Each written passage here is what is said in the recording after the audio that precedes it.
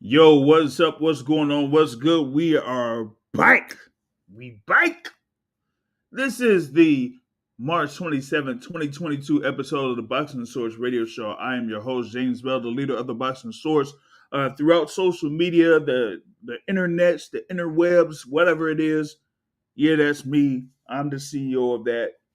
You could, follow us through Twitter, Instagram, Facebook, and through YouTube. And of course, we have these podcasts that are available on iTunes, Google Podcasts, Spotify, or whatever you use for podcasts. We usually got it on there. That includes iHeartRadio, right?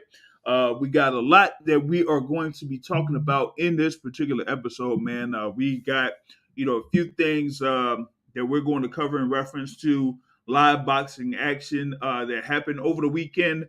Plus, we got what's happening in the case of the um, news with Devin Haney and the news with Gervonta Tank Davis.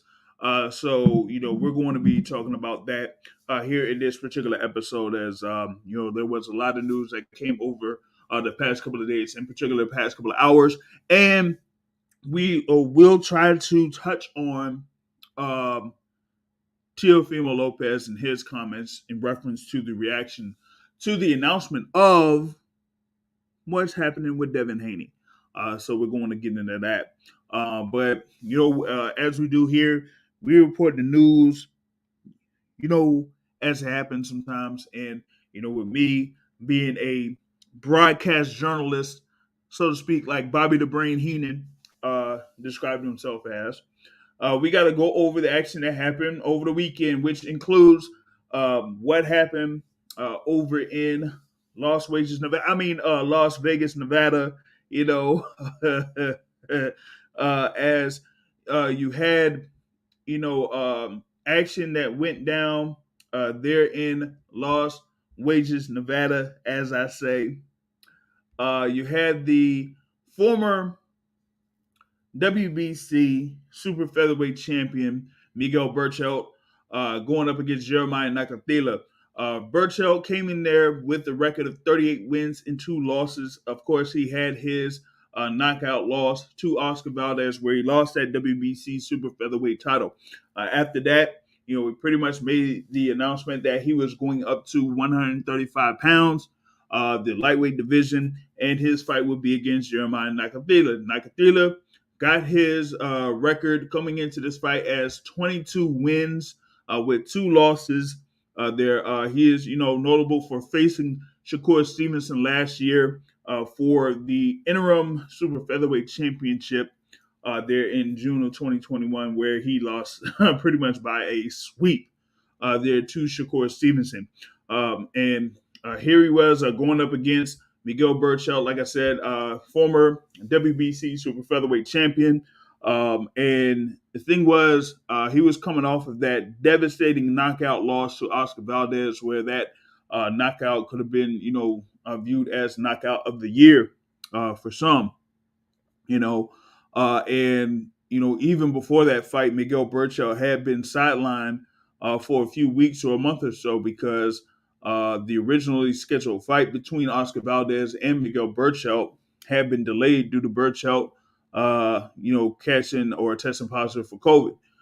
So we had to see like how he was looking going into this particular bout against Jeremiah Nakathila. And oh man, I mean, it was just something where Nakathila was just, looking like he was almost like all world or something like that there against Miguel Berchelt. Now, both of those guys, like I said, were originally fighting or campaigning at 130 pounds, but both of them went up to that lightweight division or the 135-pound limit in order to have this particular fight.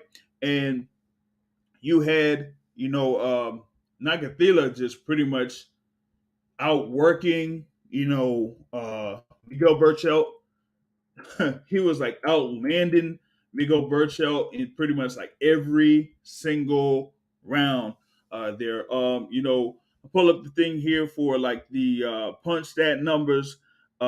Jeremiah Nakathila was just outlanding Miguel Berchelt in every single round but that fifth round, where, according to punch stats, Berchelt landed 24 out of 71 punches thrown in that fifth round. But, Nakathila had landed 16 punches, but he was throwing 91 punches in that particular round. And it was just pretty much an activity increase there from Jeremiah Nakathila, so to speak. Um, and for Berchelt, he just did not look that good at all over the course of this particular fight. With Nakathila, he was just throwing a whole lot of punches. Most of the punches landed from Nakathila were counted as power punches. Excuse me. Not that many jabs in comparison to power punches. More power punches were landed there from Nakathila than from jabs. And it was just that, like, at the sixth round, you kind of seen like Nakathila was way ahead of Miguel Berchelt. Berchelt was just getting hit continuously with power shots, and there was, like, of course, that combination that happened, bim bim, that knocked off the mouthpiece of Miguel Berchelt. And then, at the end of the sixth round, he went over to his corner. The referee, Russell Moore, walked over there, took a look at Miguel Berchelt, and pretty much said, "Yo, it's a wrap for you, kid. It's over, man. It's over. Like, I don't see you doing that much else, in this particular bout. So I'm stopping the fight." So it was a TKO victory there for Jeremiah Nakathila, and he now has 23 wins in his professional career. Of course, he has still those two losses. This registers as his 19th knockout victory, second consecutive knockout victory after losing to Shakur Stevenson. He did have, a fight over in Namibia last October before this particular fight against Miguel Berchelt. And for Berchelt, this is his second KO loss. And if y'all following my YouTube page, pretty much, like, had a summary of this particular fight, after that fight was done. And, a lot of times, when you see fighters that lose in a fashion like Miguel Berchelt has, and the amount of experience or the amount of years that Berchelt has been in the game, that you're like, hey man, I don't know, man, this might be it, man. It might be it. But what's crazy, with Miguel Berchelt is, according to this thing here with the rec, or the box rec, he's 30 years old. So you got someone at 30 years old with 41, professional fights, up to this point in his professional career. Of course, he's there from, Mexico, and he's been in the game for about, 12 years. So he's kind of like started his career around, 18 or so, right? And, coming off of these, big losses, it's like saying, hey, I don't know if he'll be able to, properly continue his professional career. For those that were watching there on ESPN, you had Tim Bradley out there, that kind of like compared this to, him after, he fought Ruslan Provodnikov. Of course, that was, one of the most talked about fights in the past 10 or 15 years or so. But, for him, it's like that took, like years off of his body, so to speak, and that his punch resistance was not the same after that particular fight. I don't think he was knocked down in that particular bout, but he was still taking a lot of power shots over the course of that particular fight. So after that, it's like you're the way that you think about taking punches are different, because you taking big shot after big shot after big shot from, Ruslan Provodnikov, And it took a lot out of you immediately after that particular fight. And sometimes you have that thing in the subconscious, like, I don't want to go through that type of punishment again. No matter who I face, or no matter how much I work on my defense or whatever it is, if I get caught with a similar big shot, how would that, how would I react to it? How would my face react to it? How would my brain react to it? And with Miguel Berchelt, you had his fight against Oscar Valdez where, after about a few rounds, it looked like he was out of it after a few rounds, but he was still able to go through 10 full rounds, or pretty much around 10 rounds against Oscar Valdez before he was ultimately taken out. And remember, he had been knocked down in round 9 before that 10th round knockout that was very definitive and pretty much like ended it. And even then, he wasn't really in that particular fight up to that point. So it really didn't seem like there was much incentive for Berchelt to continue in that fight against Oscar Valdez. And now here, going up against Nakathila after 11, not 11 months, but I mean, that's probably like 11 months since he was, back in the camp after that fight against Valdez. But 13 months, when his next fight took place against Nakathila. And, that's not good, when you're going up against somebody, like I said, the Nakathila that, had a fight over in Namibia back in October, so he's kind of, Nakathila was more into, being in the camp and, trying to get to where he needs to get to in order to be ready for this fight, against Miguel Berchelt. If I go back, that fight against in Cuba, that's what the name is there, in DAZN in Cuba, right?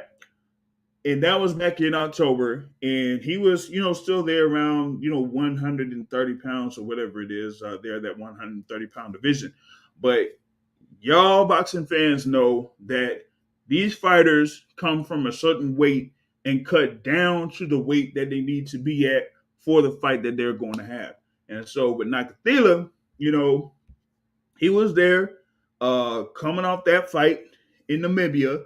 And then they say, hey, he's going to fight Miguel Berchelt. So he's like right back in the camp. And when he's right back in the camp, he don't really have to cut that much weight in order to, try to get around that 135 or, 133 and a half, which is what he weighed in the night before this particular fight against Miguel Berchelt. Where on the flip side, Miguel Berchelt, like I said, he had this thing there with the battle with COVID-19, had that, bad knockout loss to Oscar Valdez.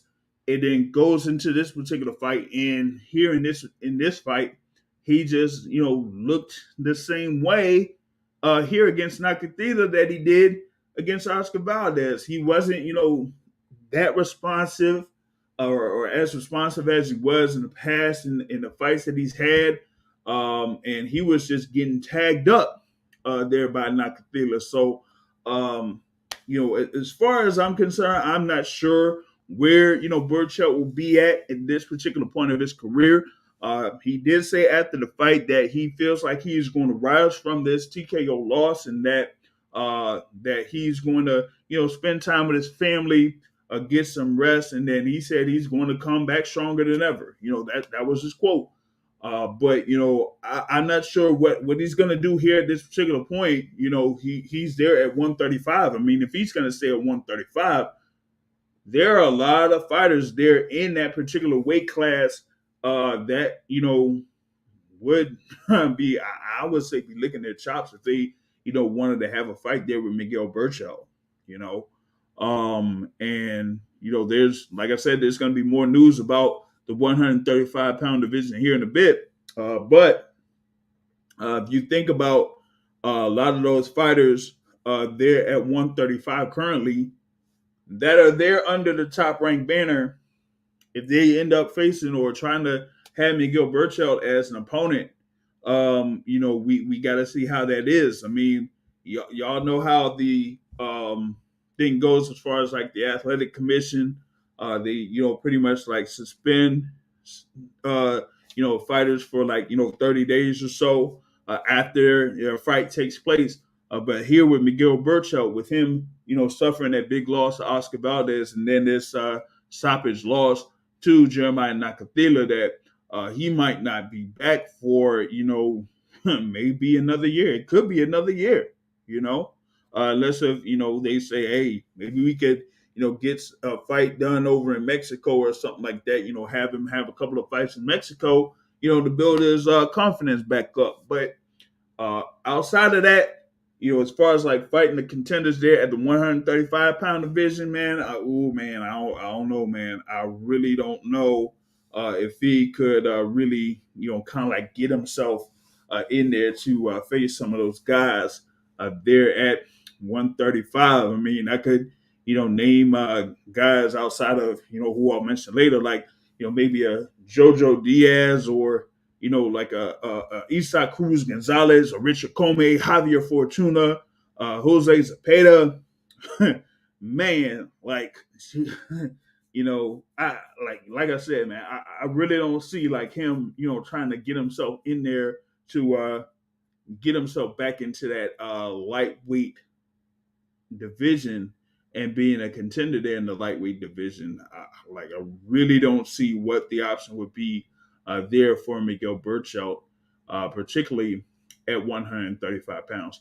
Now for Jeremiah Nakathila, I mean, maybe this kind of like opens things up for him here. He did, like I said, he was there at 130 pounds. He did, clearly lose to Shakur Stevenson at 130 pounds, but maybe after this performance here at 135, maybe he says, hey, maybe I could get, a little bit more used to fighting at the lightweight division. And maybe, I could get some more opportunities here at 135 pounds to where, maybe I could have those type of matchups like against a Richard Comey or, against a William Zepeda, who knows, or, maybe a Dennis Brenchik or something like that. I mean, it could potentially happen there for Jeremiah Nakathila. But, for the main story here is about Miguel Berchelt to me. Like, you go through those or suffer those losses there, and they're, like I said, very definitive that, it's going to be a real concern when it comes to Miguel Berchelt here over the next few months, as far as like him actually continuing his professional career at this particular point. So that's how I like break this down here between Miguel Berchelt and Jeremiah Nakathila, and that's going to be something there. Other thing I wanted to jump into as far as like the action from yesterday, we wanted to go into what happened over in the Armory in Minneapolis. First, I wanted to jump into the co-feature bout.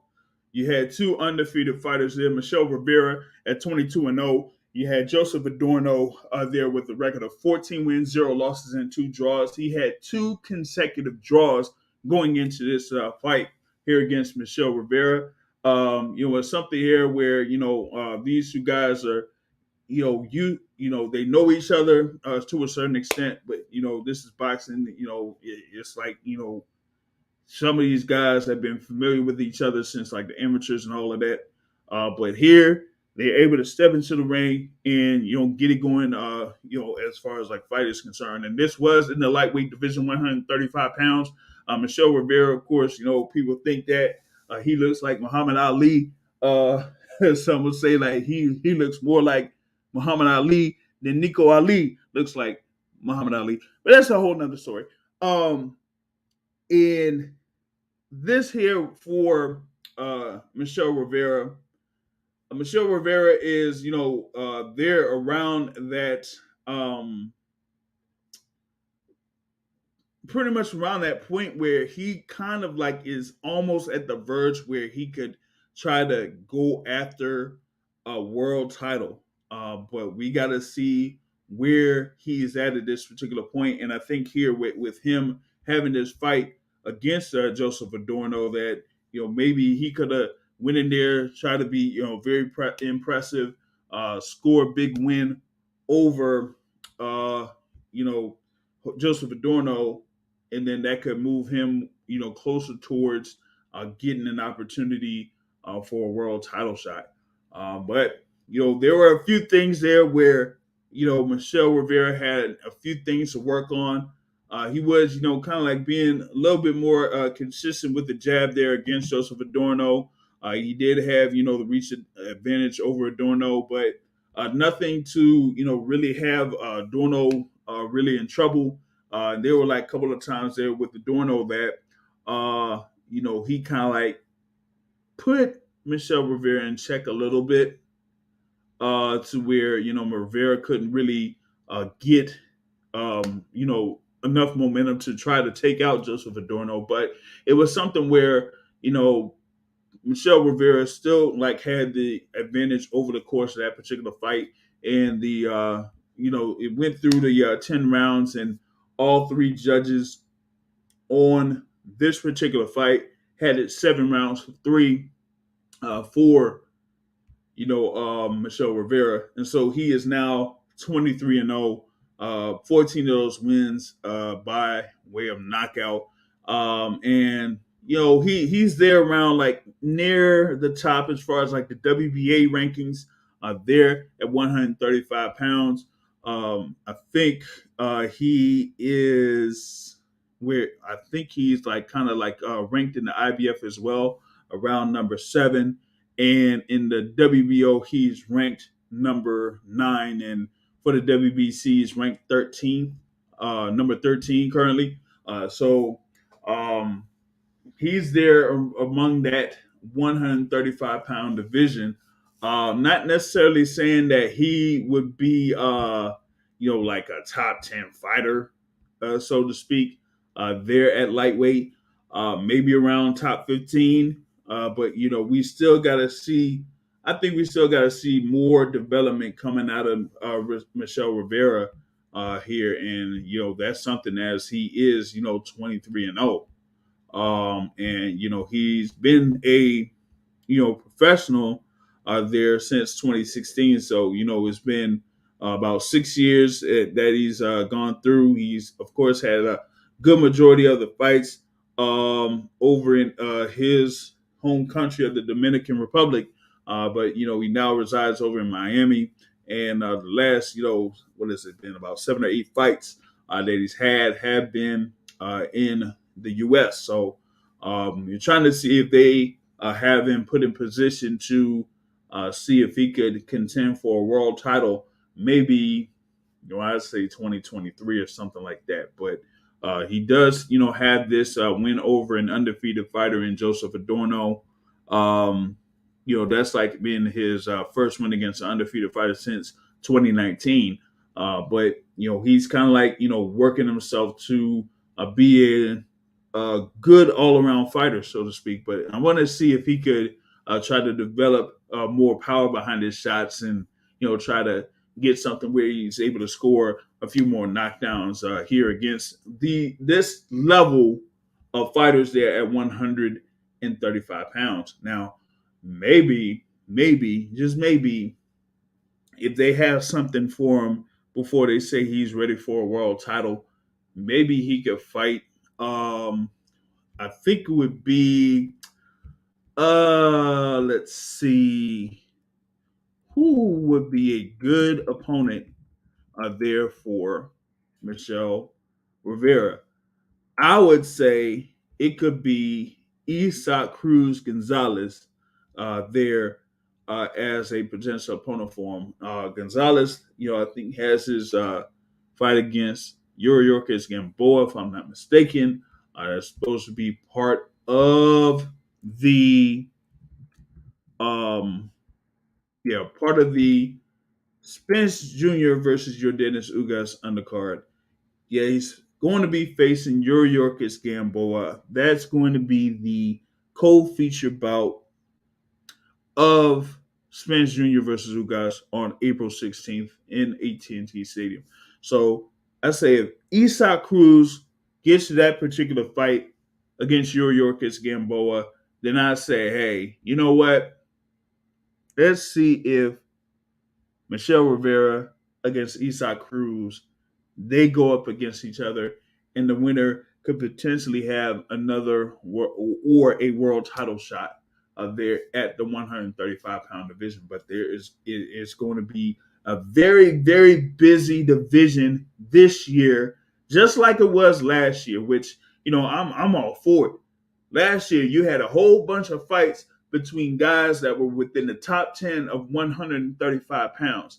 And it looks like here this year, we're going to have the same thing. And I'm all for that. But for Michelle Rivera, he has to find a way to get himself within that top 10 here later on this year. And I'd say, hey, Isaac Cruz, he gets through Yuri Gamboa, have Isaac Cruz versus Michelle Rivera. I think that could be a pretty good fight, especially for Michelle Rivera if he wants to build himself up in order to try to get himself in position for a world title. Maybe we need to talk to Samson Likowitz and say, hey, pay attention to that fight between Isaac Cruz and Yuri Gamboa, and then see if you can get your guy, Michelle Rivera, in position to get the winner of that particular fight. In particular, if it is going to be Isaac Cruz there, who had a great, very very good effort there against Gervonta Tank Davis last December in the Staples Center, or is it the Crypto.com arena, or whatever these companies want to name these arenas every 20 years, whatever it is. All right. But now, want to get into that main event there that was at the Armory in Minneapolis. Tim Tszyu going up against Terrell Gausha. Tim Tszyu being the top rated contender in the WBO rankings there at super welterweight. He came in there with a record of 20 wins and 0 losses. Terrell Gausha with the record of 22 wins, 2 losses, and 1 draw. Terrell Gausha, a former world title challenger. For those that know about that Lara Gausha fight that was at the Barclays Center, and what happened around that particular fight, but that is what that is. Gausha, did have also a loss to Erickson Lubin in 2020, but last year scored a big knockout win over Jamonte Clark. To keep himself within that bubble as far as like the 154-pound division, which is a very deep division, so to speak. But here, Tim Tszyu, they featured him here as the main event here for the Premier Boxing Champions presentation under Showtime Boxing, and this was kind of like his American debut. I mean, he, of course, he's the son of a former world champion, or was a Hall of Famer thing or whatnot, Coach Tszyu, and he's had all of those fights over in Australia, had the very big following over there in Australia, but he wanted to go ahead and try his luck here over in the States and facing the guy in Terrell Gausha, where we kind of like wanted to see where he was at as far as like when he could potentially challenge for a world title here in the near future. As like I said, he's top rated contender there in the WBO rankings. They really trying to push him to be the WBO mandatory challenger there at 154 pounds. But in the first round, he was trying to fill out Terrell Gausha. He was coming forward. He had his high guard coming forward and everything like that. But near the end of that first round, he was trying to come through with a right hand, but Terrell Gausha came through with a sharper right hand while he was on the ropes. Very sharp right hand, pretty much grazed, I wouldn't say grazed, but like hit him solidly, in the chin and followed through, hit the shoulder. But the momentum took back Tim Tszyu and he went down to the canvas. And when they happened live, I was like, oh, he wasn't really ready for that. But he was able to get up from that. He got up from that, went back to work, went at, Terrell Gausha for the rest of that round. responded very well in a sense for that, you know. And then over the course of the fight, it was pretty much, Tim Tszyu doing Tim Tszyu things, just coming forward, high guard, walking forward, pretty much trying to cut the ring off for Terrell Gausha, and just started to go to work on the inside, working the body, going upstairs a couple of times, working in some uppercuts and things like that. He did get caught with a good number of right hands, though. Okay. He got caught with a good number of right hands. He got caught with a couple of uppercuts over the course of the fight. It was just that, Terrell Gausha wasn't as engaging as Tim Tszyu was. He just had, he had his guard up, just backing up, fighting off the back foot, backing up to the ropes, and pretty much like voluntarily going back to the ropes. And by doing that, you pretty much like, from a visual standpoint, you're giving up rounds that way. Now, it went through the full 12. You did have Tim Tszyu winning by unanimous decision. One score of 116, 111. One score of 115, 112. One score of 114, 113. Right? So, you had a score of, 7 rounds. 7 rounds to 5. 8 rounds to 4. 9 rounds to 3. But this was something where, for those that have, kind of like followed the 154-pound division, and of course, last year we had that undisputed title fight between Mel Charlo and Brian Carlos Castaño that ended up in the draw. And now you got to have something to the point where they're about to fight again. That's going to be a rematch for that undisputed 154-pound title. And you had Tim Tszyu as a top contender for one of those titles. Pretty much, like I said, the WBO, right? So people are looking at this, had their eyes on them as like saying, hey, this is supposed to be one of the guys that are out there in the 154-pound division that could be next in line to fight for a world title, whether it's for the undisputed title or whether it could be for the vacant title in the WBO. But for me, looking at him initially there in this fight against Terrell Gausha, I saw, like I said, he was open to a number of right hands. He was coming forward, not really throwing a jab, coming forward. Like the saying goes, straight up and down, no special effects.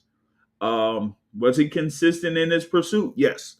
But, coming forward and not throwing a jab, not leading in with the jab, trying to open up more while you're coming forward, that's going to be something that he would need to work on here before he faces some of those guys there that are near the top 10 at the 154-pound division. Yeah, I did say Jermell Charlo and Brian Carlos Castaño are about to have their rematch for the undisputed titles there at 154 pounds.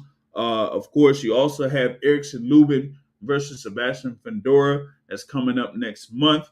Tony Harrison is going to be in action. You also did have another top contender, Bakram Murtazaliev, that was, part of this card, that did have a first round knockout victory in this card. He's also there at 154 pounds. But, for me, Tim Tszyu does have a good amount of things to work on here in this particular instance as part of a very deep 154-pound division. Like I said, Erickson Lubin, Sebastian Fundora, Tony Harrison. You have, Bakram Murtazaliev. You have Israel Madrimov. You have Michel Soro. Sergio Garcia. Who some people felt like he got the better of Sebastian Fundora in that fight. You have Brandon Adams that's out there. You have Charles Conwell that should be, trying to get in on the action. You also have former WBO world champion Patrick Teixeira that's still out there. So the 154-pound division, you got a lot of fighters that are out there that are very, very competitive in their bouts that they've had against each other. Like I said, with Tony Harrison, he beat Jermell Charlo in that first fight, and he could have had the victory in the second fight if he just didn't get himself caught. At least to me, but with Tim Tszyu, I gotta see what is out there for him here later on down the line, as far as like what he is able to do there in the 154-pound division. But from what I've seen here against Terrell Gausha, I think that he does have a few things to work on. Uh, if it wasn't like Terrell Gausha not being, very tentative in throwing punches, that maybe Tim Tszyu would have been in a little bit more trouble. Sometimes whatever you throw could really affect them. Tim Tszyu was, like I said, he was consistent in coming forward and stuff like that and trying to break down Terrell Gausha. There was an instance where he almost scored a knockdown on Terrell Gausha, but still, sometimes if you're looking to, make something out of this and you want to win the fight, sometimes you got to bite down on that mouthpiece and get in the gritty and say, hey, I'm going to go all out. Now, there were a couple of times with Gausha was throwing a right hand, like trying to really land that right hand and missing. But you could see that he was still trying to do that. He didn't try to set it up though, and I think that was the problem there against Tim Tszyu. But you did see a good number of openings there that were available for an opponent or a potential future opponent for Tim Tszyu. If he's able to get in there with the likes of some of the fighters that I mentioned, if it's not going to be for a world title, I've kind of like heard potential matchups mentioned for Tim Tszyu that wouldn't necessarily be for the Undisputed Championship if it wasn't against the winner of Charlo versus Castaño. Like it could be a fight against Erickson Lubin if he beats Fundora, or if it's Fundora if he beats Lubin, or whether it could be the winner or loser of that particular fight. Tony Harrison, like I said, Tony Harrison is out there. Like I said, former champion, 154 pounds, man. I mean, you got a good amount of fighters there, man. I go through the list of fighters right there at 154, man, and it's a good, like I said, it's a good amount of fighters that you could pretty much say that are in there that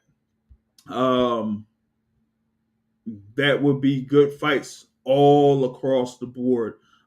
You might have potentially Jason Rosario, but it seems like Jason Rosario could be going up to 160 pounds, so that particular fight might not be in place. And like I said, Tony Harrison could still be out there at 154 for someone like Tim Tszyu. And Tony Harrison is like I said, is a very, very good boxer. And someone like a Tim Tszyu with his type of style that just goes forward, that could be really, really, attractive for Tony Harrison to try to see if he could get in on a fight against Tim Tszyu. So that would be one other thing to kind of like look out for a potential matchup for Tim Tszyu if he's not able to get in for a world title shot in his next fight. Right. Now, you also did have, as part of the card, Elvis Rodriguez have like a win over Juan Jose Velasco by KO in the 7th round. This is like his second fight while under the, I guess, the Premier Boxing Champions banner. Of course, he was, under top rank for a good little while, but, did run into issues with Kenneth Sims Jr. last year and ended up losing by majority decision there. But, after that, he, got himself back into a gear against Juan Pablo Romero and now here against Juan Jose Velasco. So now he has a record of 13 wins, 1 loss, and 1 draw. 12 of those wins by way of knockout. So that's what they got going on there in that particular instance. As far as like other stuff going down, you also had freaking yes, and Josh Warrington in a position to fight for the IBF featherweight title against Kiko Martinez, man. This is, Josh Warrington, who had the IBF title, defended it a few times, you know what I'm saying? Tried to, get in on some fights for unifications or whatnot.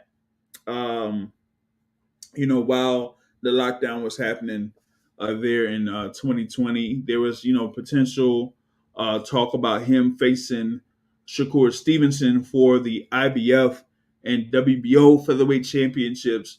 There was also talk about him facing Gary Russell Jr. for the IBF and WBC featherweight championships, but neither one of those fights, ended up happening.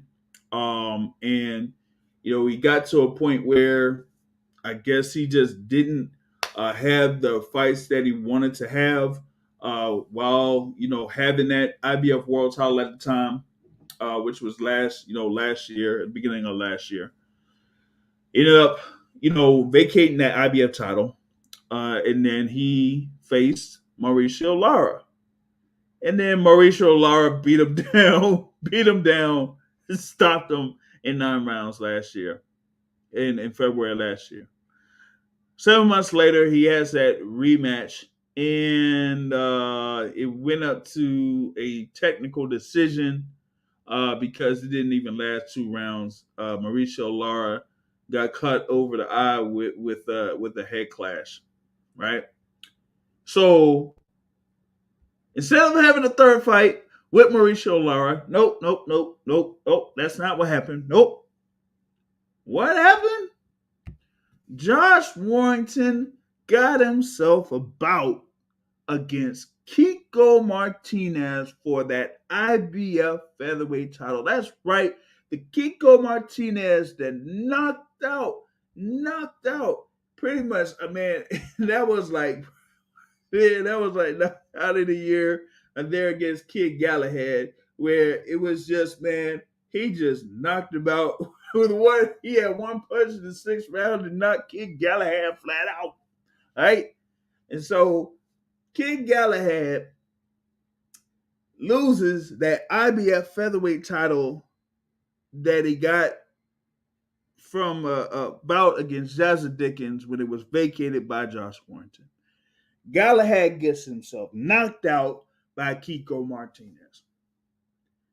And not even 4 months after that, Kiko Martinez is in there against Josh Warrington. And this is years after, 5 years, pretty much almost 5 years after they've had their first fight, which was, of all places, in the same arena that they had their first fight. Damn, man. Whew, come on, man. Like,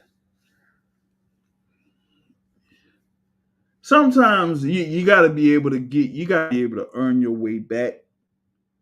And even with Josh Warrington vacating his title, the way that he got plain stopped by Mauricio Lara, and didn't really get himself a get back against Mauricio Lara. He should have had a third fight with Lara before having this fight against Kiko Martinez. But here we were, Saturday, that rematch between Josh Warrington and Kiko Martinez. Man, first of all, I wasn't really sold that much on Josh Warrington to begin with. He had over 30 wins or so. Only 7 of those wins up to that point were by way of knockout. He looked like he smothers a lot of his punches. Like he's very rough on the inside. He's almost like, like looking at Ricky Hatton, but sometimes even sloppier than Ricky Hatton. I'm sorry, I said it. He looks like he's even sloppier than Ricky Hatton, right? And in that first round, like he was low, but he was more active there against Kiko Martinez in the first round. He was snapping the jab, throwing combinations and things like that. But he was also fairly rough. I'm gonna just pretty much say that, right? You had that little thing instance where Kiko had been affected in his eye. I think it was from a punch or something like that. Maybe it was, maybe it wasn't. Who knows? But you seen that once it happened, that Kiko Martinez was, instantly affected by it. And then, about a couple of punches later, Kiko Martinez goes down in the first round. Okay. Yeah, that happens. Martinez gets up, and pretty much the rest of the fight, it was more of Josh Warrington just being a Josh Warrington that he is, trying to throw in the inside, use his inside tactics, quote unquote, to try to get outwork Kiko Martinez. Martinez, of course, is there. Of course, he's there. What, about 36 years old? Has been in the game pretty much almost 18 years as a pro. So of course you would say he's at the downside of his career, but some of the stuff that Warrington was getting caught with, he was getting pretty much hurt. He Warrington ended up suffering a broken jaw in this fight. But the stuff that he was doing, I was like, man, it's mad questionable, man. Like, what's up with this ref, Marcus McDonald? Like, you're allowing this stuff with Warrington, like leading with the shoulder, pushing with the shoulder, clinching, stuff with the head, all of that. And, it ended up being a TKO victory for Josh Warrington. He gets that IBF featherweight title back. But, it, like I wasn't all too impressed with that particular performance.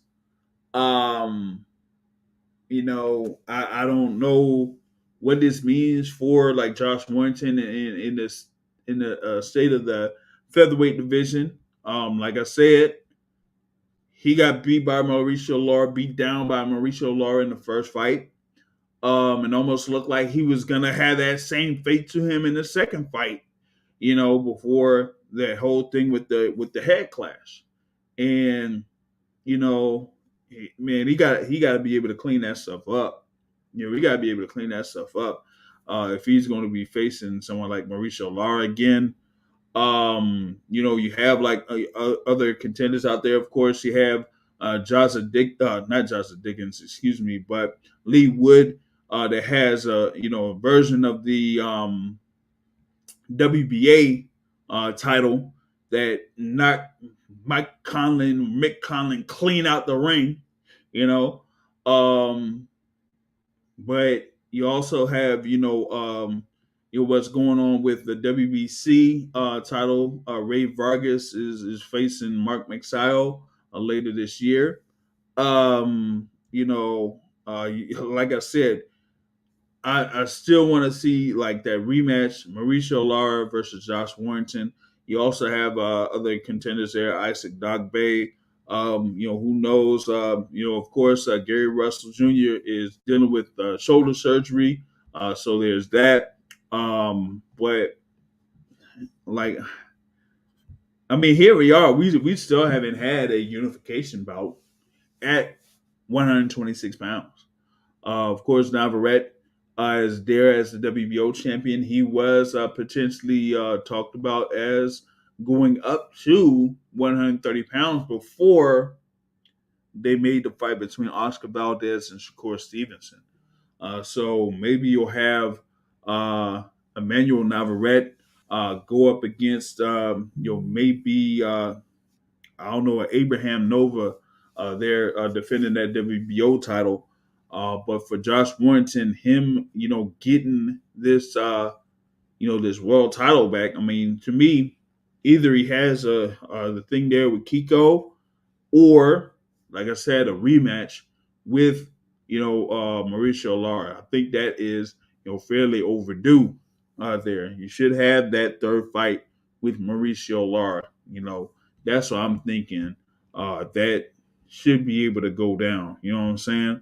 So I think for Josh Warrington, he does get this stoppage victory, so to speak, over Kiko Martinez. But like I said, I'm not all too impressed there from Kiko, or not, excuse me, from Josh Warrington there in that particular performance. I mean, it wasn't like how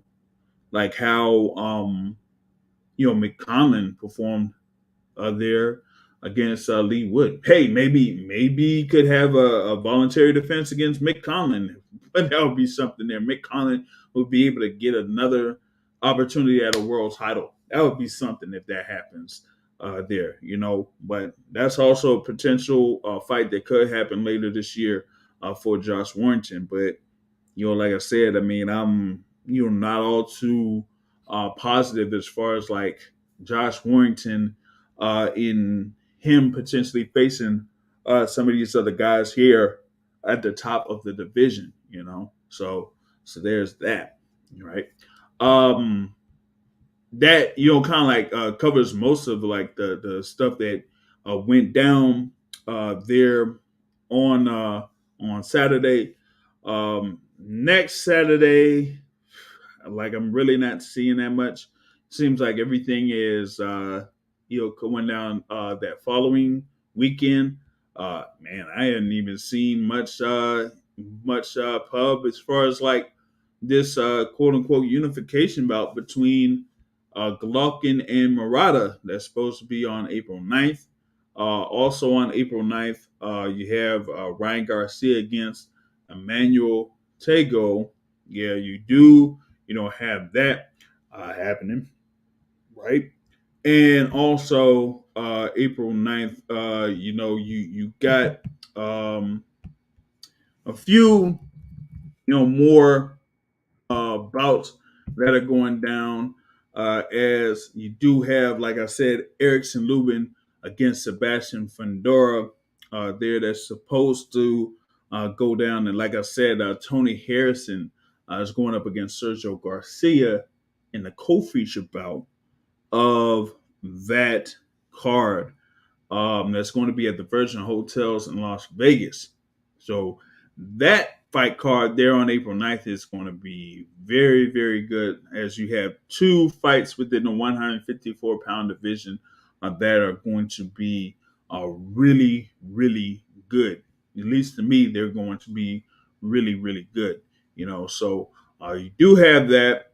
You'll also, like I said, you're supposed to have that fight between Ryan Garcia and Emmanuel Tego, and also Gennady Golovkin against Ryota Murata is on slate for April 9th. But April 2nd, man, yeah, there ain't that much there at all. You know what I'm saying?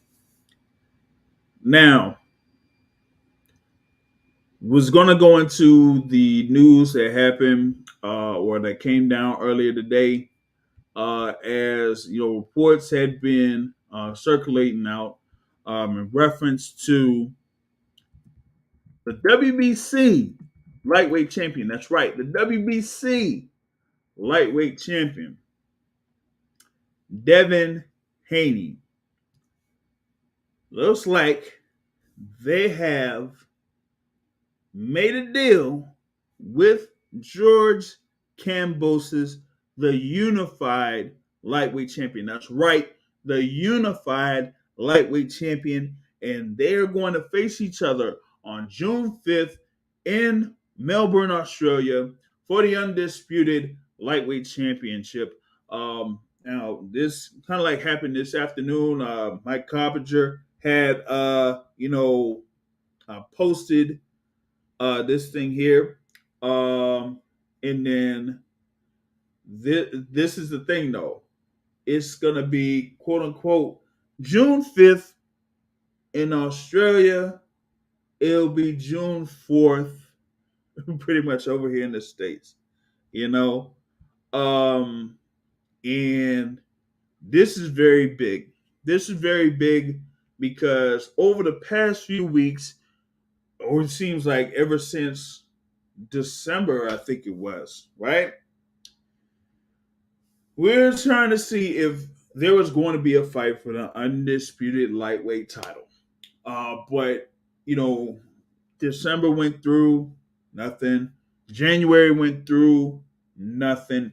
February went through, and it almost seemed like it wasn't going to happen at all, and that George Kambosos would have potentially fought Vasyl Lomachenko. That was a possibility. Vasyl Lomachenko versus George Kambosos for the unified lightweight titles. Of course, you know, the whole situation with Vasyl Lomachenko, you know, his home country and all of that. So that kind of like put a little bit of a halt in those plans there, you know. But this news of Devin Haney having a co-promotional deal with Top Rank is big news, because, you know, you had, of course, Devin Haney is pretty much like self-promoted. Devin Haney Promotions, you know, DHP. He's, you know, had a good number of fights under, you know, Matchroom Boxing, you know, under the promotional banner of Eddie Hearn and Matchroom Boxing. You know, he had his last fight in December against Jojo Diaz, that was in Las Vegas. Okay. But this here is big twofold.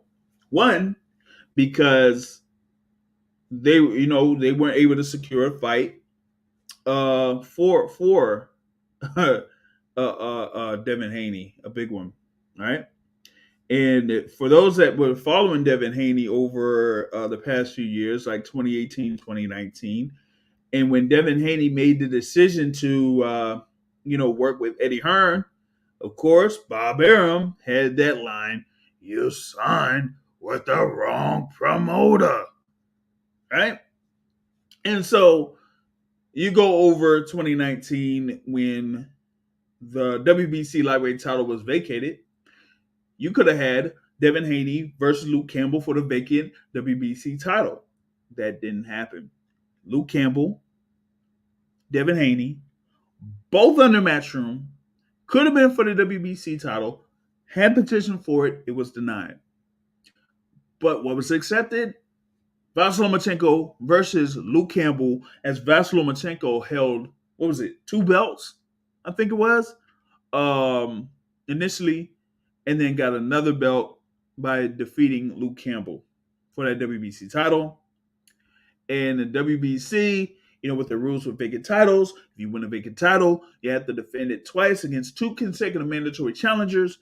And Devin Haney ended up being a quote-unquote interim champion after defeating Zaur Abdullayev over in the theater in Madison Square Garden. So he was on line to be the next person to face Vasyl Lomachenko. But of course, Vasyl Lomachenko became the franchise champion for the WBC. He ended up losing to Teofimo Lopez. Teofimo Lopez ended up losing to George Kambosos. And here we are. I just gave you all the history of the lightweight division there for about 3 years. Right there. Boom. Bam. Right? So now, here we are. George Kambosos, Devin Haney, undisputed lightweight championship. It's going to happen. It's going down. You know, June, Melbourne, Australia. But it is a rematch clause where it says a rematch is in Australia if Haney wins. Wow. Wow, that's something. That's something. So you mean to tell me that you had to first you had to go into a co-promotional deal with Top Rank, one. And then two, you go into an undisputed title fight against George Kambosos, and it is at this time a co-promotional deal multi-fight. So it's at least two fights. Okay. And this is something where it actually works for George Kambosos, because George Kambosos, after defeating Teofimo Lopez, wanted a deal to where he has more than one fight secured under a network. And now here he has it, because you have this undisputed title fight that happens here in June, right? And if Haney wins, that's still another fight under the ESPN banner that George Kambosos is under. Now, if Kambosos wins, then you know what? We kind of see what the next fight would be for George Kambosos, most likely, and that would be against Vasyl Lomachenko.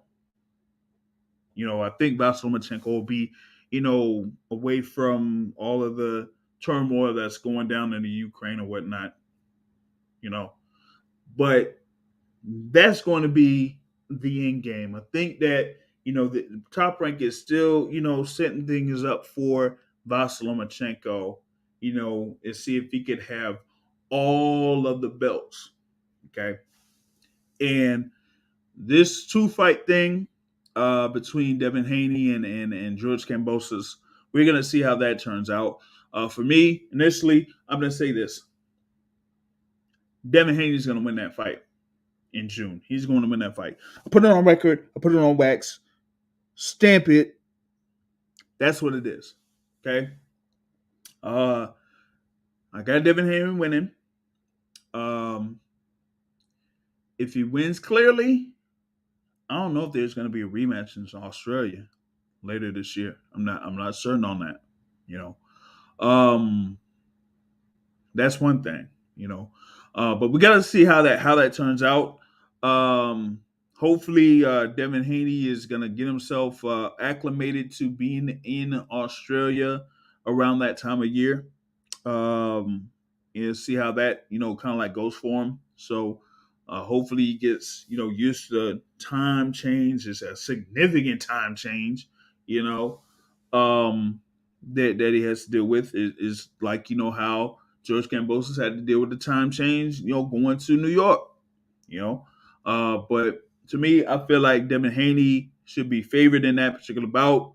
And we're gonna see here, leading into it, how he's going to, get himself ready for this. When I did talk with Devin Haney, what was it like last month over at Madison Square Garden? We had like a few choice words for Mr. Lou DiBella, before all of this went down. But also, we had a few, words for George Kambosos too. But now that this fight is now taking place, I wonder, how he feels about this particular fight going down and things like that. So I'm very, very, very excited for this particular bout for the undisputed lightweight championship. Now you pretty much see that there will be not much doubt as who will be viewed as the top person in the lightweight division. But that brings me to another fighter that's in the lightweight division that kind of generates a lot of money, and that is Gervonta Tank Davis. Gervonta Tank Davis is scheduled to fight Rolly Romero on Memorial Day weekend. It's going to be at the Barclays Center, right? And the news that kind of like was out in the waves of boxing social media, boxing media, is that Gervonta Tank Davis is entering his last bout while, under quote unquote contract with Mayweather Promotions and Floyd Mayweather, right? And, earlier this week, he kind of like made it public that it was his last fight under Mayweather Promotions, and people, kind of like was going crazy. Oh, look, Tank, it's his last fight under Floyd Mayweather Promotions. Oh, he's gonna break away from Floyd Mayweather. Ooh, slow your roll. All right. You had comments from Tank Davis. You also had comments from Floyd Mayweather. And of course, Floyd Mayweather was like, listen, it's just business. Listen, I got love for Tank. And my thing is this. Listen, I did the same thing when I was with Bob Arum. I knew that it was time for me to leave Top Rank and do my own thing. And now, Tank, he's ready to move forward. I got him, and I got him in the pay-per-views, and he's selling out arenas. And now, you know what? He's going to take things to new heights. And I love him. He's a hell of a fighter. But before I continue on that, I want to get in my guy. Looks like he's kind of, gone up in age fairly significantly over the course of a week or so. Oh, my God. Mr. MVO, Matthew Brown, what's going on? Listen, this Floyd versus Tank thing was out of nowhere.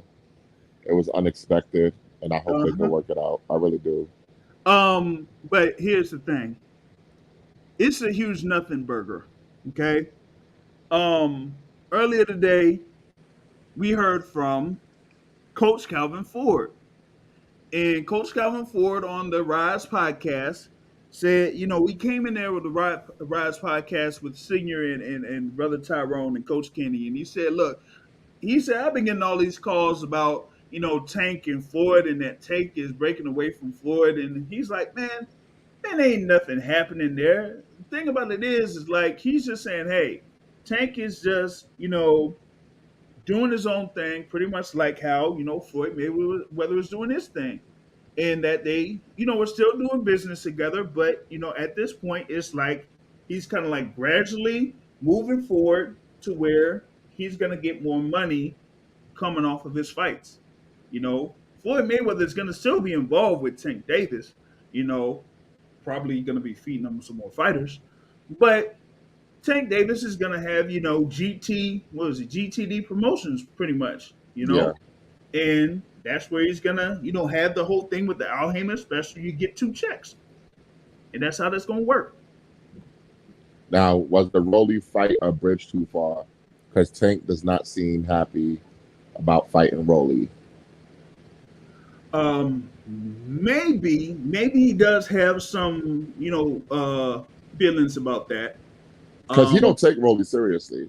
Yeah, he doesn't. He didn't take him seriously when the fight was initially announced. Yeah, and say what you want about Tank. He's a serious fighter. Yeah, he's a serious fighter, man, and he kind of like views Rolly as like a parody. Like you kind of like seeing it in that press conference, man. It's like, man, look at this guy, man. This guy's like, he's like, who was our boy, man? Woo! Blair the Flair. Yeah, Blair the Flair. That's pretty much like how he views him. That Rolly is just nowhere near his league. And the thing about it is like I really don't think that there was like that many options outside of that there for Mayweather Promotions to kind of like have opponents for Tank Davis. So they're kind of like opening things up a little bit. I kind of like see him facing the likes of maybe a Michelle Rivera down the line. I don't think he want that fight either. I don't know, but what the ultimate end goal is there for Tank Davis to me. But the thing about it is, from what I was saying earlier, the news of Devin Haney having a co-promotional deal with Top Rank and getting it in with, George Kambosos, right? He could have 2 fights with George Kambosos, but After going through those two fights, he could have that one fight against Vasyl. Yeah. And the thing about it is that Coach Calvin was really, really eager to have Tank Davis fight Vasyl in New York City. And now with this going down, I really don't see that happening. Even with, whatever, Al Heyman could come up with as far as like money is concerned, I really don't think that, Bob Arum will let Vasyl go for something like that. You know, Yeah, but um, Lomachenko is a free yeah, agent. his contract is kind of getting at the end there, isn't it? Like I think it's April, isn't it? Yeah, that's what I heard. Yeah, I heard that too. So that's going to be really interesting. If Vasyl doesn't re-sign with Top Rank, then yeah, maybe Tank Davis could get it in with Vasyl later this year, or maybe we could finally have that fight be resurrected between Tank Davis and Ryan Garcia. I don't think that's happening. Damn. Yeah, Golden Boy is not giving up any of their stars anytime soon. You see Oscar Toma, he's going to announce a network deal this week. Yeah. So he's not giving up none of his stars no time soon. Yeah. But That's I would love for Tank and Lomachenko to both remain free agents. Whoever put up the most money, that's who gets the fight. yeah. And it'll be Have showtime. a bid. Have a bid. A quote unquote open purse bid for Gavante Tank Davis and Vasyl to be held on your network. It could be Showtime. It could be Zone. It could be any ESPN. It could be any of them. And they could do the bids live. Make a Here's little show out like of you it. said, there, with them being free agents, it would be someone like a Steven Espinosa bidding for it. It would be like a Black Vanek or whoever leads Perform Group, bidding for it. It could be ESPN bidding for it. Then hey, you could try to get the most lucrative fight out of that. You know, Definitely. but the thing there with Devin Haney too, they're going with George Kambosos. Like I was saying, I mean that co-promotional deal was kind of surprising because it's Top Rank. And we're talking about the same Top Rank that just had this little thing here with the Terrence Crawford. And remember, immediately after that, we saw them have Shakur Stevenson versus Oscar Valdez, Yep. which Shakur Stevenson had been asking for about like 2 years, and now they finally give him that fight. And now we have this thing here with Devin Haney, where maybe Devin Haney could potentially build himself up to be, a big force in the sport of boxing. Now he could be under that ESPN banner. Um, and you could see him in someone like First Take, Maxim Boxing, Yep. uh, other stuff that's going on here, leading into that fight against George Kambosos in June. Now, how did Eddie fuck this up so badly? Um, well, here's my thing with Eddie Hearn, right? It kind of goes back into what he was talking about years ago when he pretty much just tried to establish Matchroom Boxing USA. The thing about it is, when you're a promoter, especially when you're like a quote unquote new promoter in the game, you got to be able to build relationships within those that have been in the sport of boxing for longer than you have. Now, yes, he's done business with the likes of Bob Arum and others, but thing about it is that there's some things that you don't necessarily do within the sport of boxing that could you have that proverbial line that you don't step over, and in some cases Eddie Hearn stepped over that line. Always. But here's And my thing about Eddie and Hearn, right? and the thing about it was that one of the things that kind of like kind of like said, okay, we're going to show you that you can't really do that much here in the US. When he didn't even have to, like, the thing with the purse bid with Teofimo Lopez and George Kambosos. It's one thing to enter your name into the hat to bid for it, but to make it public and to like really try to say like you're trying to rub it in to Bob Arum, that was it. I think then he was like, okay, now you really see how much pull I have here in the sport of boxing. I'm gonna show you that you don't have anything here in the US.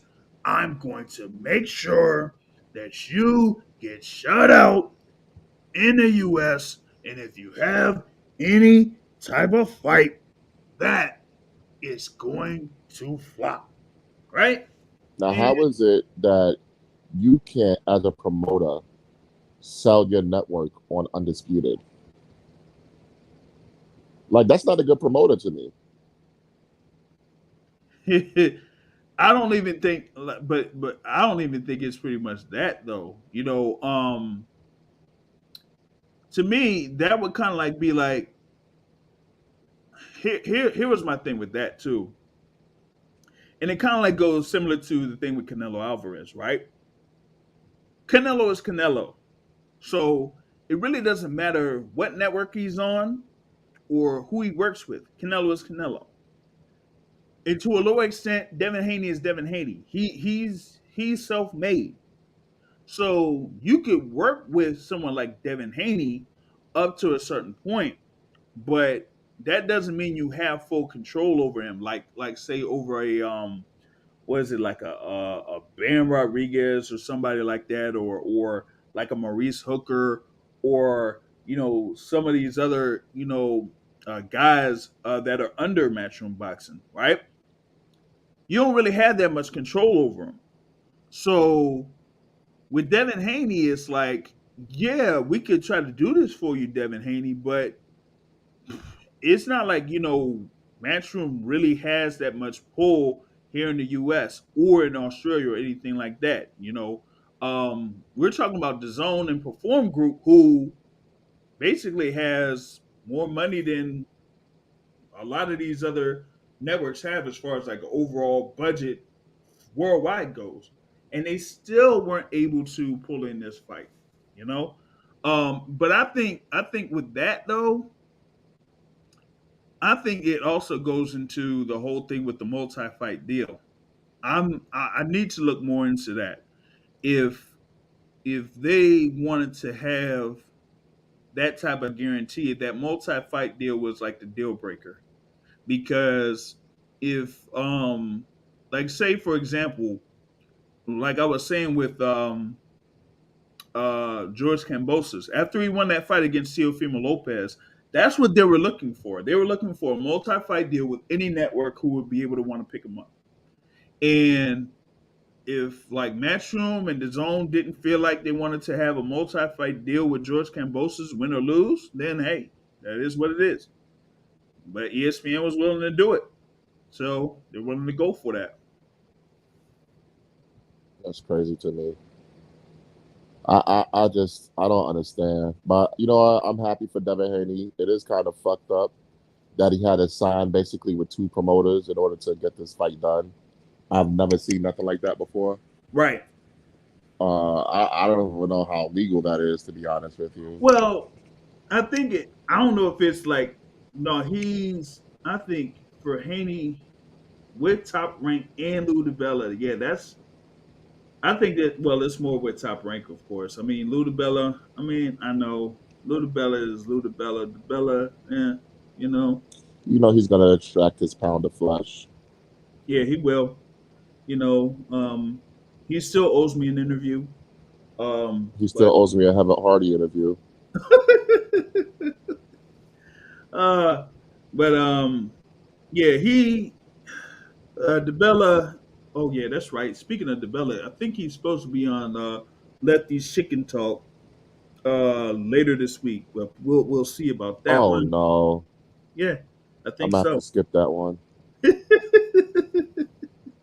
I mean, he was on listening to Chicken Talk. What was it, last week? So, Hmm.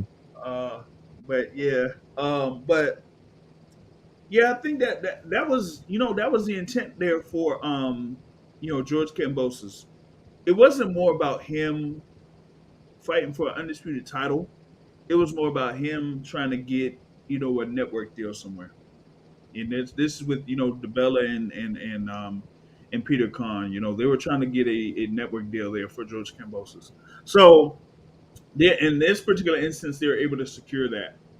So Well, his 15 minutes is up. it's going to be up. And like I said, man, I got Haney winning, and if he wins very convincingly in the first fight, I don't see a second fight happening. I don't. You know. It depends on how much money Kambosos will get for that second fight. Right, exactly. I got to see like what this this first guarantee is going to be, and then see what happens here with the second one. So, we'll see how that goes. You know, um, but yeah, I mean, like I said, there's that. I did talk about the thing with Tank. That pretty much like dominated the news over the course of the weekend. Tank Davis thing with Floyd Mayweather, and now with this news of Devin Haney, man, that's kind of big. I did talk about the fights that happened. I'm like, I pretty Uh, much like try to curse out the thing there with Josh Warrington. I'm not really impressed with him. Still not impressed with him. I don't really think he's he's not all that that good. hot. He's not that good. I'm sorry, he's not that good. You know, he needs to run it back with Mauricio Lara. Run that third fight. Go ahead and run it. Tim Tszyu, I pretty much thought initially after the fight he was straight up and down, no special effects. Was Damn, open to the right hand the whole fight. It was just that Terrell Gausha was just not active at all for the majority of that fight. He was just having his guard up, backing himself up to the ropes, and having Tim Tszyu just work on him. You know. If he fights someone the likes of Jamel Charlo, he gets knocked out. If he fights someone like Brian Carlos Casano, it would be a very good fight, but I think Casano would edge him. If he fights someone like Erickson Lubin, he would lose. If he oh, I fights, don't know about that. ooh. Oh, I forgot. I forgot. I'm not a believer in Lubin, man. Yeah, you're not a believer in Lubin. But we'll see. We got 2 weeks to go. We'll see. Here we got 2 weeks. We got Lubin versus Fandora. You got Tony Harrison against Sergio Garcia. Oh man, that's a good two fights there in the 154-pound division. So I'm definitely looking forward to that. I haven't really heard that much pub as far as like this Golovkin versus Murata. Is it still going to happen? Supposedly. Supposedly. And Uh, supposedly Chocolatito is going to be at the fight to announce his next fight. that could be against Kazuto Ayoka. I think. Yes. Yeah, in the summer. Yeah. So there is that. And I like to see that fight. That would be a real good one. You know. Oh, yeah. But yeah, outside of that, man, I pretty much like covered everything I needed to cover in this joint, man. Quick thing, cause next week we ain't got anything Nothing. next weekend, man. Nothing. WrestleMania. Oh yeah, that's right. Brock Lesnar, right? Yeah, it's WrestleMania weekend. Yeah, WrestleMania weekend. So yeah.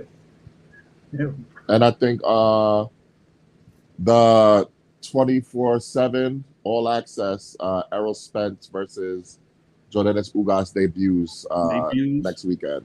Okay, cool. Yeah, we'll see about how that turns out. We got, like I said, it's at pay per view April 16th. I gotta set myself up to get myself ready for that trip, man. Tank was right about one thing though. When the fuck are his tickets going on sale? Because I Woo! had my homeboy ask me when the tickets go on sale. I said, I don't know. He was Uh, like, isn't the fight in May? I said, yeah. yeah, I don't know. Tank was right.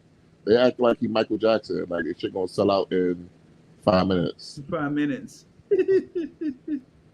uh, Yeah, man. I don't know, man. Like, I mean, you really haven't, you know, had the thing where, I mean, they show the thing for the pay per view, you know, Yeah. Showtime, but they haven't shown anything as far as like tickets, you Well, know. now I can't wait for those press conferences because you know they're gonna ask him about what he said. Yeah, they will. But you know, well, they could ask him about what he said. I want to know. I want to know more about what he posted the other day with the dude that is like the quote unquote bodyguard of Bob Arum, my man. Oh, the one who said he from Top Rank, right? Yeah, yeah. He said, "Don't tell nobody I hit you up." Don't tell nobody. And he posted With the whole phone number. the whole the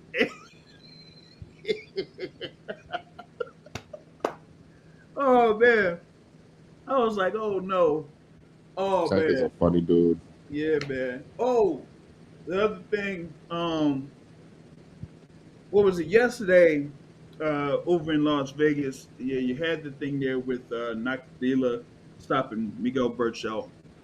After that fight, you had, of course, you know, people going around, of course, you know, former fighters, current fighters, and all that type of stuff. Sean Zattel of Fight Hype, you know, was talking with Mark Kriegel for a little bit, and then coming down the podium thing for ESPN was the former unified champion Teofimo Lopez. And Sean Zattel asked Teofimo Lopez, "What do you think about this fight between Devin Haney and George Kambosos?" He says, "Man, fuck with both those guys, man." He pretty much like said that he got set up. Hmm. It was a setup for him to relinquish those belts because he said if he had won that fight against George Kambosos, all of those belts would have been vacated and him moving up. So they said we couldn't take that risk. Was this like the Montreal screw job or something? Yeah. Oh man. Tio is showing obvious signs of mental illness, man. Yeah, yeah. Well, he didn't. He. I don't know if he. I don't know if he showed that many signs of mental illness when our guy Danny took a picture of him with Peter. But yeah, man. He's bugging. Yeah, he is bugging, man. He's I bugging. wonder how he feels now that the fight's going to be on ESPN Yeah, because he said it was the zone that set it up. yeah, I know, right? But the thing about it is like, wait a minute. First of all, you were the one that said that you were having issues with you know, Top Ranking and was it Todd Dubois as far as like your deal was concerned after you beat Vasyl Lomachenko. And so with that being said, you had this fight between you and Kambosos go up the purse bid. And not only that, it's not like the zone won the purse bid the first time. No, they didn't. It was Triller that won the purse bid. So I don't know But what's the setup. but well, that's number one. And then number two, y'all could have had that fight as originally scheduled in June of that year, but for some particular reason, you couldn't make that fight as scheduled. Yeah, he couldn't make weight. Okay. Yeah. And then after that, they tried to reschedule it for, I think it was August, and then September, and then that didn't happen, and then Triller ended up losing the fight. And so because of that, who was second? Matchroom. So there you go. That So fight must have not have did well on the zone for them not to want Haney versus Kambosos undisputed. Kambosos, yeah. I don't yeah. Well, not only that, not just that one. The thing with Haney versus Jojo Diaz. Hmm. They had both of those fights within 2 weeks. Yep. So they're looking at these numbers and they're like, we only did this much for Kambosos versus Teofimo Lopez. We only did this much for Devin Haney versus Jojo Diaz. So if we put these two guys together, and it's going to be in Australia, and it's going to be at a certain time here in the States or whatever it is around the world, for the amount of money that may be commanded by these fighters, I don't think it's going to make sense. So yeah, we're not. Mm-mm. you know. So we're not going to invest in this particular fight. I'm sorry, we're just not going to do it. Yep. So ESPN said, "Hey, we'll take it. Come on through."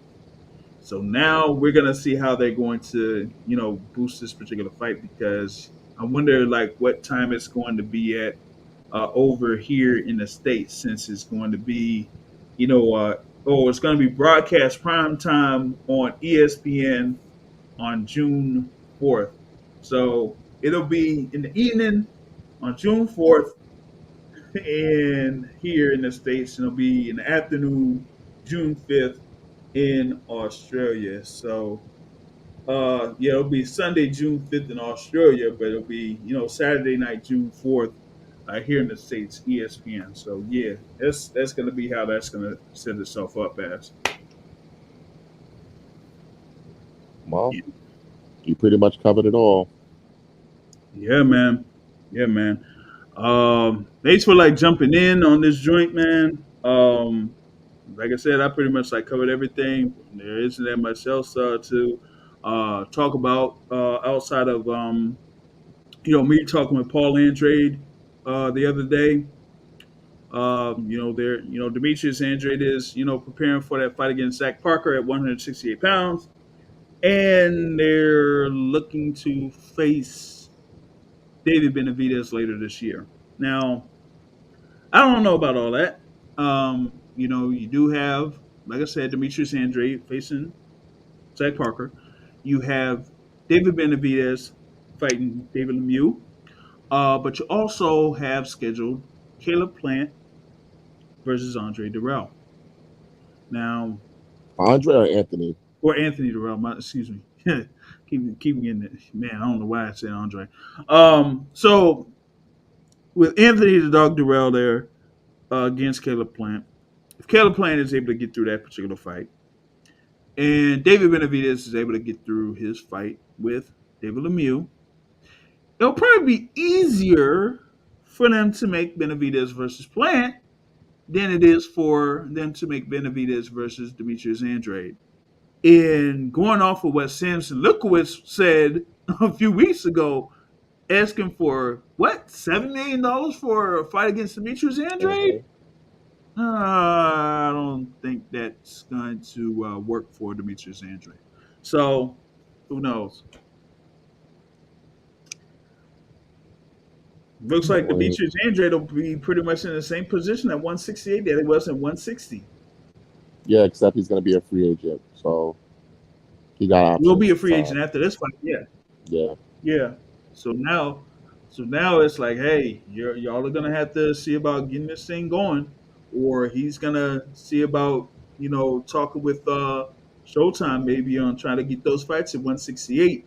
But we kind of like seeing Demetrius Andrade getting away from Matchroom and particularly the Zone after his little discussion, so to speak, with those guys at the Zone, those commentators of the Zone. So yeah, but even with that, you're in there for the Zone and the Matchroom Boxing, and you can't get the fights that you're looking for. Even though in some cases you say, hey, these guys just don't want to fight me, but yet Daniel Jacobs was pretty much able to get almost any fight that he wanted under the Zone. So I'm like, geez, man. That is not like Jacobs sells a bunch y'all of supposed to be tickets. fighting. Yeah, that's the thing. Oh well, we'll see how this goes here for the future of Demetrius Andrade, and hopefully in the following week or so, maybe I could get him on for an interview with the Boxing Source. So we'll see how that goes.